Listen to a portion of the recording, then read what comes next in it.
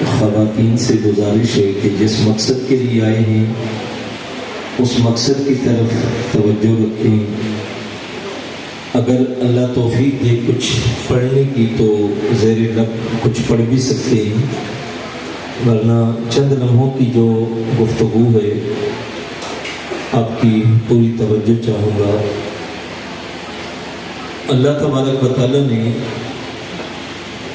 دو زندگیوں کا تذکرہ کیا ہے. ایک کو قرآن نے آج کے ساتھ تعبیر کیا اور دوسری زندگی کو کل کے ساتھ تعبیر کیا گیا. آج کی زندگی جس میں میں اور آپ جی رہے ہیں، یہ آج اور مرنے کے بعد والی زندگی کو کل کے ساتھ یاد کیا گیا. یہ بات ذہن میں رکھ لیں کہ ہمارا دین دنیا کی زندگی کی نفی نہیں کرتا، بلکہ اس زندگی کو اچھا کرنے کی تلقین کرتا ہے. آپ اس زندگی کو جتنا اچھا کر سکتے ہیں، آپ کی ممانعت نہیں کی گئی. اگر دنیا نفس سے ہی بری ہوتی تو اسلام کبھی بھی ارکان خمسہ کے اندر زکوٰۃ کو شامل نہ کرتا، بلکہ زندگی کو اچھا کرنے کی تلقین کی گئی. قرآن مجید کے اندر ایک اصطلاح ذکر کی گئی، فلاح، قد افلح المؤمنون. 5 گانا نماز کے لیے جو اذان دی جاتی ہے، حی علی الصلاۃ، حی علی الفلاح، علماء کہتے ہیں تفاسیر میں کہ فلاح کہتے ہیں دنیا اور آخرت دونوں کی بہتری ہو. جس شخص کی دنیا بھی اچھی ہو جائے، آخرت بھی اچھی ہو جائے، فرمایا اس کو کہتے ہیں فلاح. اس دنیا کی زندگی کو اچھا کرنے کی تلقین کی گئی. آپ کاروبار کریں، آپ گھر اچھا بنائیں، آپ گاڑی اچھی رکھیں، آپ لباس اچھا پہنیں، آپ کھانا اچھا کھائیں.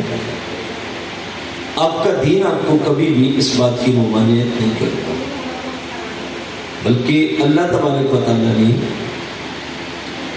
فرمایا گیا کہ جو رزق ہے اس کے 9 حصے اللہ نے تجارت کے اندر رکھے ہیں. آپ جب اس کی طرف قدم بڑھاتے ہیں تو اللہ وہاں سے آپ کو وسیع رزق عطا کرتا ہے. اور ایک مقام پہ اللہ کے محبوب علیہ الصلوۃ والسلام نے ارشاد فرمایا کہ جو سچا تاجر ہوگا اللہ قیامت کے دن اس کو نبیوں کی صفوں میں کھڑا کرے گا. جو وہ کر رہا ہے وہ تو اپنے لیے کر رہا ہے، لیکن اسی قیامت کے دن ان صفوں میں کھڑا کیا جائے گا جہاں نبی کھڑے ہوں گے. اگر دنیا بری ہوتی تو پھر اس کے لیے اتنی محنت کا سوال ہی پیدا نہیں ہوتا. اللہ کے محبوب علیہ الصلوۃ والسلام تشریف فرمائے ہیں، ایک جوان آیا تو اس کا جسم بڑا کمزور تھا، بالکل نابر تھا. اللہ کے محبوب کی نظر پڑی تو حضور فرمائے جوان کوئی بیماری لگی ہے؟ اس نے عرض کی حضور میں نے اللہ سے دعا مانگی تھی اور دعا کی قبولیت کا یہ اثر ہے کہ میرا جسم بالکل خشک ہو گیا. حضور فرمایا کیا مانگا تھا؟ اس نے عرض کی میں نے اللہ سے دعا مانگی تھی کہ مجھے دنیا میں جتنے دکھ دینے ہیں دے دے، بیماریاں، تکالیف، دکھ دنیا میں دے دے، لیکن آخرت میں مجھے کوئی تکلیف نہ دینا. تو میری دعا قبول ہوئی اور میرے اوپر اتنی آزمائشیں آئیں اپنوں کی طرف سے، بیگانوں کی طرف سے، بیماریاں، تکالیف، کہ میرا جسم چوزے کی طرح ہو گیا. اب بظاہر تو بڑی اچھی دعا تھی کہ دنیا میں تکالیف آ جائیں، بیماریاں آ جائیں، لیکن آخرت میں نہ.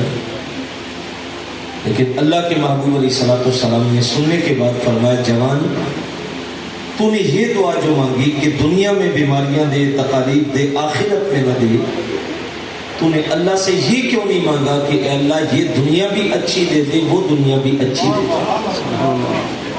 اللہ کوئی مجبور تھوڑی ہے کہ ایک زندگی اچھی اچھی کرے گا تو دوسری نہیں کرے گا، بلکہ اللہ اس پہ اختیار رکھتا ہے کہ کسی شخص کی دونوں زندگیوں کو اچھا کرے۔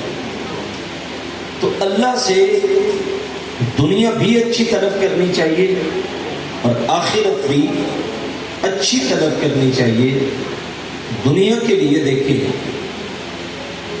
جو شخص محنت کرتا ہے، تجارت کرتا ہے، اسلام اس کی نفی نہیں کرتا، بلکہ اسلام نے محنت نہ کرنے والوں کی نفی کی۔ یہ جو سوال کا سلسلہ ہے، مانگنے کا سلسلہ ہے، اسلام نے اس کی سختی کے ساتھ نفی کی ہے۔ اور اللہ کے محبوب علیہ الصلوۃ والسلام نے ارشاد فرمایا کہ جو شخص سوال کا عادی ہو، ہاتھ پھیلانے کا عادی ہو، اسے جب قیامت کے دن حشر میں لایا جائے گا تو اس کے چہرے سے نشانوں سے عیاں ہوگا کہ یہ بندہ دنیا میں سوال کرتا تھا۔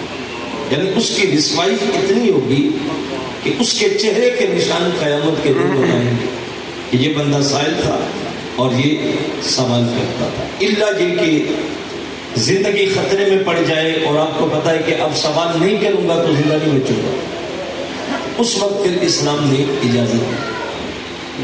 اللہ کے محبوب کی بارگاہ میں ایک جوان آیا اور بزم حضور کی لگی اور وہ اٹھ کے عرض کرتا ہے، یا رسول اللہ صلی اللہ علیہ وسلم مجھے کچھ عطا کرے۔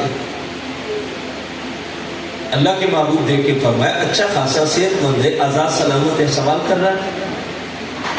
اس نے کہا میرے پاس کچھ نہیں۔ حضور فرمایا گھر میں کوئی ایسی چیز؟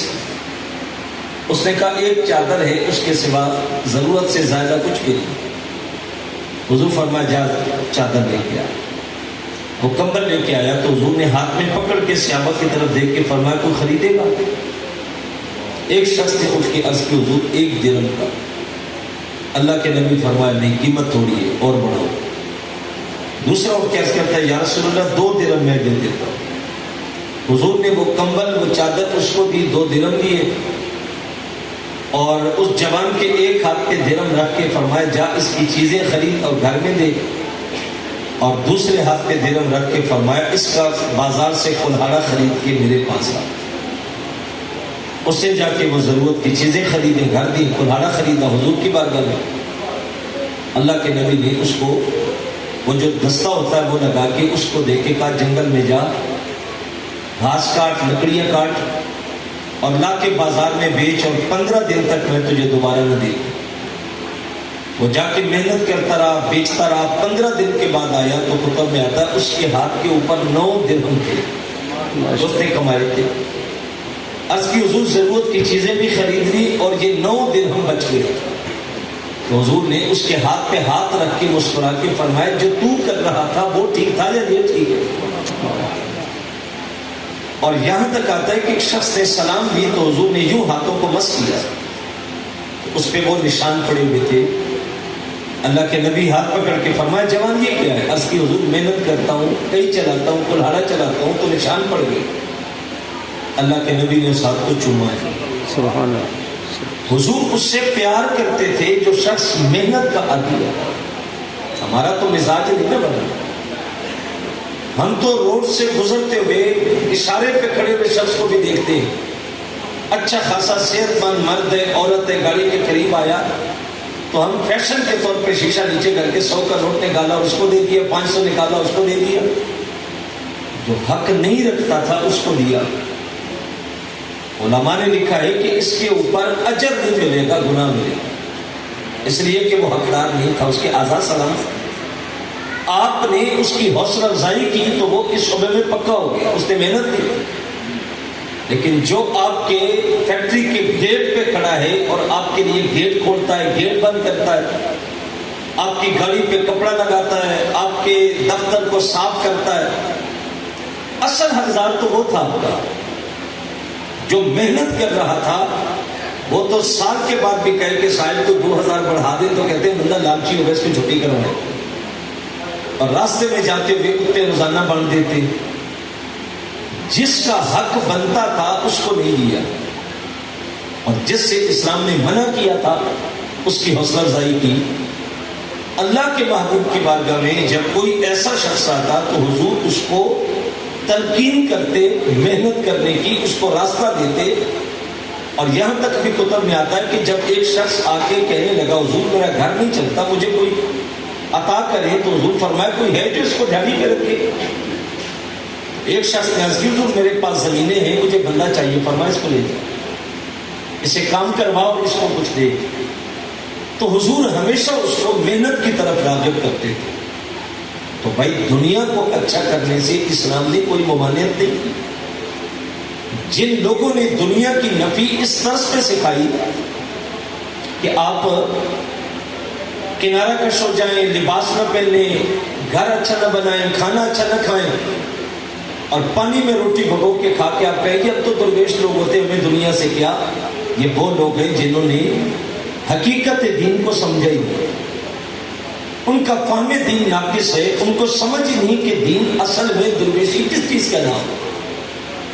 اور انہوں نے یہ سمجھ لیا کہ لباس اچھا نہ پہنے تو درویش ہے، کھانا اچھا نہ کھائیں تو درویش ہے. بھائی اب اللہ کے نبی کی سیرت کو پڑھی. جب میسر نہیں تھا تو اللہ کے محبوب علیہ الصلوۃ والسلام نے پیبند لگے کپڑے پہنے، لیکن جب اللہ نے فراوانی کر دی تو یمن کی قیمتی چادریں حضور پہنتے. یہ دین ہے. نہیں میسر پرانا لباس پہننے صاف کر کے کوئی مسئلہ نہیں. پرانے لباس سے بندے کو آگ نہیں ہونی چاہیے، ہٹ کے آپ پیبند لگا لیں کوئی مسئلہ نہیں. وہ کسی نے کہا تھا کہ دامان تبتل کی یہ طلب ہے کہ اس میں پیبند تو ہوتے ہیں دھبے نہیں ہوتے. دھبا لگے تو شرم آنی چاہیے، پیبند لگ جائے تو کوئی مسئلہ نہیں. اللہ کے نبی کی بارگاہ میں جب کھانا آتا تھا نہیں میسر ہوتا تو کئی کئی دن پیٹ پہ پتھر بھی باندھتے تھے.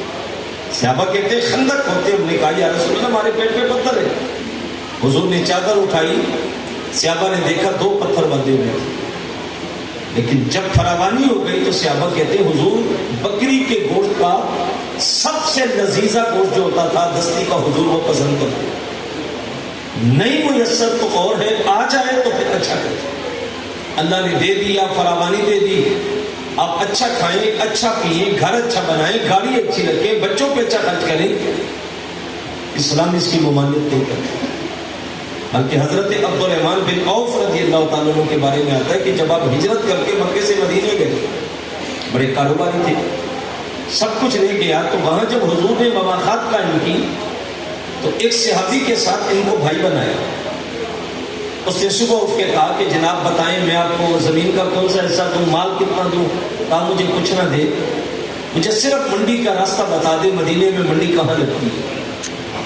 وہاں جا کے کاروبار شروع کیا، محنت شروع کی. اور کتابوں میں آتا ہے جب ان کا انتقال ہوا تو 4 بیویاں تھیں. صرف جو سونا ان کو دیا گیا اس پہ بندے لگائے گئے، صبح سے لے کر شام تک کاٹتے رہے، سونا ختم نہیں ہوا، باقی مال اپنی جگہ. اللہ نے تجارت میں برکتیں رکھی ہیں، ممانعت نہیں ہے.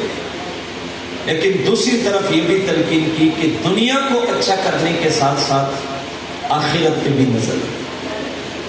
مومن کی زندگی صرف دنیا کے لیے نہیں ہوتی. جب اللہ کے نبی صلی اللہ علیہ وسلم لیٹے، حضور کے جسم پہ بان کے نشان پڑے تو حضرت عمر کی آنکھوں میں آنسو آئے. عرض کی حضور آپ کی یہ حالت کہ آپ چارپائی پہ لیٹے، چٹائی پہ لیٹے اور جسم پہ نشان ہے، اور اللہ کے محبوب ہے اور کیسر و کسرا کے بادشاہوں کی زندگی دے گی. اللہ نے محبوب نے ارشاد فرمایا عمر تو یہ پسند نہیں کرتا کہ ان کو اللہ دنیا دے ہمیں آخرت دے. مومن کی ترجیح آخرت ہے، لیکن دنیا کی نفی بھی نہیں. لیکن ساری زندگی دنیا دنیا دنیا کرتے کرتے گزر گئی، اور آخرت کے لیے ایک لمحے کے لیے بھی نہیں سوچا کہ ایک دن اللہ کا سامنا بھی کرنا پڑے گا، اس کے حضور بھی جائیں گے. میں نے پہلے عرض کی کہ دنیا کی نفی میرا دین نہیں سکھاتا. لا رہبانیت کا پھر اسلام. اللہ کے محبوب فرمائے اسلام میں رہبانیت نہیں ہے، دنیا سے کٹ جانا، غاروں میں چلے جانا اسلام میں نہیں ہے. اسلام کہتا دنیا کے اندر رہے، دنیا سے بھی جڑے رہیں اور آخرت سے بھی جڑے رہیں. یہ میرے دین کی تعلیم ہے. یہ اٹھتے ہوئے جنازے، یہ ختمات کی محافلیں، یہ پھیلی ہوئی قبریں ہمیں پیغام دیتی ہیں کہ آج ہم دنیا سے چلے گئے اور کل کو تمہیں بھی آنا پڑے گا۔ بھائی کتنے کتنے لوگ تھے دنیا میں، بڑے نامور تھے، بڑی شہرت تھی ان کی، آج کہاں چلے گئے؟ وہ مشتاق یوسفی نے کہا تھا، مٹ گیا مشتاق دل سے رنگی یادیں رفتگاں، پھول مہنگے ہو گئے قبریں پرانی ہو گئی۔ ایک وقت آنے والا ہے جب ہم بھی دنیا سے رخصت ہو جائیں گے، لوگ بڑے اعزاز کے ساتھ اٹھائیں گے، دفن کریں گے، پھولوں کا چھڑکاؤ کریں گے، پانی کا چھڑکاؤ کریں گے، اور واپس آ کے 2 دن محفلیں منعقد ہوں گی، اس کے بعد کام ختم ہو جائے۔ اور میں تم دنیا کی زندگی کو ترجیح دیتی ہوں، والآخرۃ خیر و ابقیٰ، آخرت دنیا سے بہتر بھی ہے اور دائمی بھی۔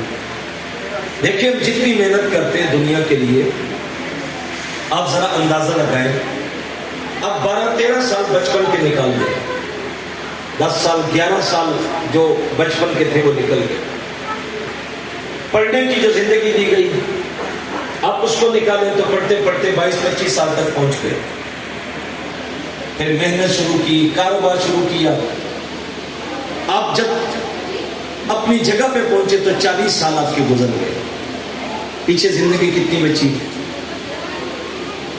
ماہرین کہتے ہیں کہ ٹوٹل زندگی اوریج نکالیں تو 45 سال بنتے ہیں، ہم 60 کر لیتے ہیں، 60-70 کے درمیان لوگ دنیا سے چلے جاتے ہیں۔ 60-70 سالہ زندگی تھی، 40 سال تو 45 سال تو سیدھے ہوتے ہوتے گزر گئے، اور جب پڑھائی کیوں کرتے رہے، کام کیوں کرتے رہے، سیکھتے کیوں رہے، محنت کیوں کرتے رہے کہ یار مستقبل اچھا ہو جائے۔ اور وہ مستقبل کتنا تھا؟ وہ 10 سال 15 سال، 15 سالہ مستقبل کے لیے 40-45 سال داؤ پہ لگائے کہ آخری زندگی اچھی ہو جائے۔ قرآن کہتا ہے یہ زندگی آخری نہیں ہے، آخری زندگی تو مرنے کے بعد شروع ہوئی۔ جس کو اچھا کرنا چاہیے تھا، جس کے اوپر نظر ہونی چاہیے تھی، اچھا یہ زندگی اللہ لمبی دے دے تو کتنی ہوگی؟ 80 سال 90 سال 100 سال کوئی پالے تو لوگ بتاتے ہیں کہ جناب فلاں نے بڑی لمبی زندگی پائی ہے۔ کتنی پائی؟ 100 سال کی زندگی پائی، 80 سال زندگی پائی۔ اللہ کا قرآن کہتا ہے آخرت کا پہلا دن 50,000 سال کا ہو۔ کہاں ایک دن 50,000 سال کا، اور کہاں لمبی زندگی 60 70 80 سال۔ ہم نے اس 80 سالہ زندگی کے لیے تو دن رات ایک کر دیا، محنت کر رہے ہیں، ڈبل ڈیوٹیاں کر رہے ہیں، بھاگ دوڑ کر رہے ہیں، بس یار گھر اچھا بن جائے، گاڑی اچھی ہو جائے، بچے اچھے ہو جائیں، کھانا پینا اچھا ہو جائے۔ لیکن ہم نے یہ نہیں سوچا کہ مرنے کے بعد ایک زندگی آنے والی ہے، اصل زندگی وہ ہے جس کو ہم نے بہتر کرنا۔ میں نے پہلے کہا دنیا کی نفی نہیں، اچھا کریں، بہت اچھا کریں، لیکن اصل زندگی ہے آخرت۔ میں اپنا محاسبہ کروں، آپ اپنا محاسبہ کریں، ہماری جو زندگی گزر رہی ہے اس میں زیادہ وقت دنیا کے لیے ہوتا ہے یا آخرت کے لیے ہوتا ہے؟ اگر ہم نے سارا وقت دنیا کو دیا، ساری سوچیں فکریں سب کچھ دنیا کے گرد گھومتی رہی، اور آخرت کے لیے کبھی نہیں سوچا کہ ایک دن آئے گا لوگ مجھے اٹھائیں گے اور لے جائیں گے۔ میرے استاد یہ گرامی فرماتے ہیں جو نہیں جانا چاہتا اللہ کی طرف، لوگ اس کو بھی اٹھا کے لے جاتے، انگوٹھے باندھ دیتے ہیں، تھوڑی باندھ دیتے ہیں، اور جو ہے وہ آنکھیں بند کر دیتے ہیں، کفن میں منہ لپیٹ دیتے ہیں، اور پھر جس گھر کو بڑے اعزاز کے ساتھ بنایا تھا اور لگتا تھا کہ اس سے کبھی جانا نہیں، مرنے کے بعد اولاد وہاں ایک رات بھی رکھنے کے لیے تیار نہیں ہوتی۔ وہ کہتے ہیں جلدی جلدی کریں، رات کو 10 بجے جنازہ کرنے پر رات کو ہی فارغ کریں۔ جو لباس پہنا ہوتا ہے بچے اس کو پھاڑ کے اتارتے ہیں، جس کمرے میں روح نکلی ہوتی ہے اولاد اس کمرے میں جانے سے ڈرتی ہے، جس چارپائی پہ روح نکلی ہوتی ہے لوگ کہتے ہیں اس کو کسی کو صدقہ کر دو، ہمیں ڈر لگتا ہے۔ اور بھائی اتنی سی تو تیری حیثیت تھی، اور تو نے سب کچھ دنیا کو دیا اور آخرت کی طرف توجہ نہیں کی کہ پھیلی ہوئی قبریں۔ کتنے لوگ تھے دنیا میں جو کپڑوں پہ سلوٹیں نہیں پڑنے دیتے تھے، بیٹھتے نہیں تھے کہ کپڑے خراب ہوتے، سلوٹیں پڑتی میں استری کروا کے لے کے آیا۔ کتنے لوگ ہیں جو کپڑوں پہ گرد نہیں پڑنے دیتے، لیکن کفن قبر کی مٹی نے ان کے کفن بھی تار تار کر دی۔ آج جا کے آواز دو، جن کا بڑا شہرہ تھا، بڑی نام کی دھک تھی، زمانہ جن کا نام دور دور تک پھیلا ہوا تھا، قبرستان میں کھڑے ہو کے آواز دو، کوئی بولے گا؟ کوئی نہیں بولتا. سب آج پیوند خاک ہو گئے اور من من مٹی کے نیچے چلے گئے.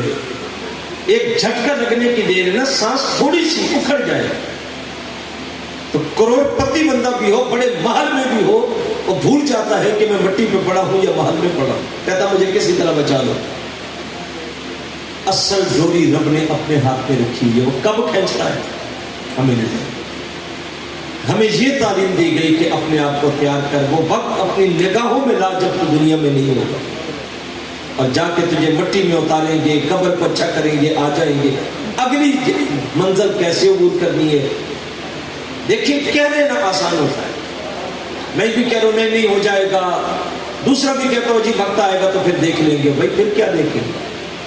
وہ کسی نے کہا تھا وقت پہ کافی ہے ایک قطرہ بھی آب خوشنگام کا، جل گیا جب کھیت برسا می تو پھر کس کا. موت آ جائے، جھٹکا لگ جائے، پھر تو موقع نہیں ملتا. موقع تو اب ہے. ابھی آواز آ رہی یا ایھا انسان ما غرک بربک الکریم، اور غافل انسان پلٹ اپنے کریم رب کی طرف. کون سا رب؟ الذی خلقک فسواک فعدلک، اور میں وہ رب جس نے تجھے تخلیق کیا. آئینے کے سامنے کھڑا ہو کے گھنٹوں اپنی صورت کو دیکھنا اور یہ تجزیہ کرنا کہ میری طرح تو برادری میں کوئی نہیں، میری طرح کا داور کون ہے، میری طرح لباس کس کا. اللہ کہتا ہے ذرا پلٹ کے دیکھنا تجھے وجود دیا کس نے تھا. جب دنیا میں آیا تھا تو ایسا تھا، تو چلنے کے قابل نہیں تھا، بیٹھنے کے قابل نہیں تھا، بولنے کے قابل نہیں تھا، سارا دن دھوپ میں پڑا رہتا. جب تک ماں اٹھا کے چھاؤں میں نہ رکھتی تو جانے کے قابل نہیں. شدت کی بھوک لگتی تجھے رونا پڑتا. اللہ کہتا میرا کرم دیکھ، میں نے ماں کو تیرا ترجمان بنایا. تو رویا اور ماں کو سمجھ آ گئی کہ بھوک لگی. پھر تو کبھی اٹھتا، کبھی گرتا، کبھی انگلی پکڑ کے چلا، کبھی چارپائی کے سہارے چلا. جب تو چلنے کے قابل ہو گیا تو بھول گیا کہ تیرا کوئی خالق بھی ہے.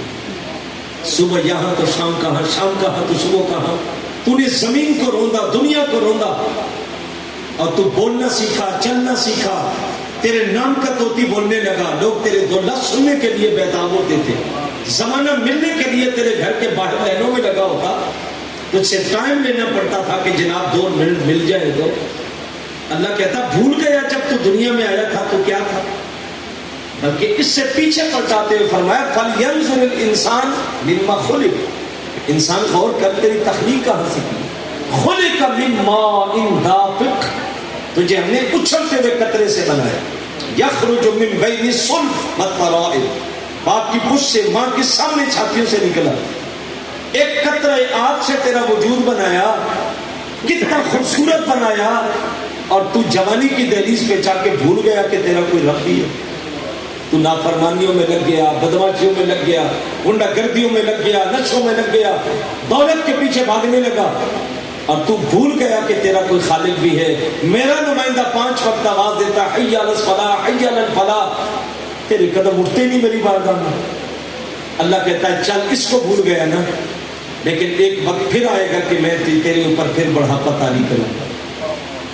بوڑھا ہوگا، چلنے کے قابل نہیں ہوگا، اٹھنے کے قابل نہیں ہوگا، نگاہیں بھی چندرا جائیں گی، سماعتیں بھی ختم ہو جائیں گی، زبان میں بھی لکنت آ جائے گی، ہاتھ بھی کانپنے لگیں گے.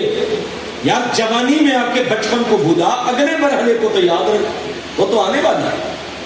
جب تجھے اٹھا کے واش روم تک لے کے جائیں گے اور جب سہارا نہیں ہوگا تو نہیں جا سکے گا. پھر اٹھنا بھی محال ہو جائے گا، بولنا بھی محال ہو جائے گا. بیٹیاں بھی آ کے بتائیں گی ابا جی آپ کی فلاں بیٹی ہوں میں. بیٹے بھی اپنا تعارف کروائیں گے کیونکہ باپ کی دلیل کام نہیں کر رہی.